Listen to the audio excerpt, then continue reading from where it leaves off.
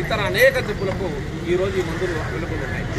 మరి ఈ మందులు అవైలబుల్ ఉన్నప్పటికీ దాదాపు 2500 కేర్ హోటళ్లలో మందులు ఉన్నాయి, అవి వాడుకుంటున్నారు. దీనికి అవేర్నెస్ ప్రోగ్రాంలో భాగంగా ఇంకా చాలా మందికి తెలియజేయడానికి ఈ కార్యక్రమము దేశమంతటా శ్రీకారం చుట్టడం జరిగింది.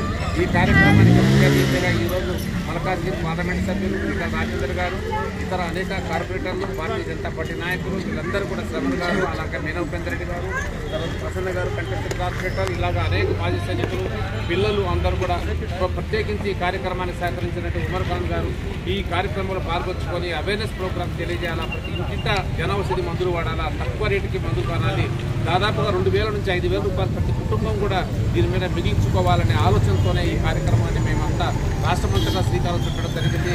ప్రతి జనౌషధి కేంద్రాల్లో ఒక 7 రోజులు ఈ ఉత్సవాలు కార్యక్రమాలు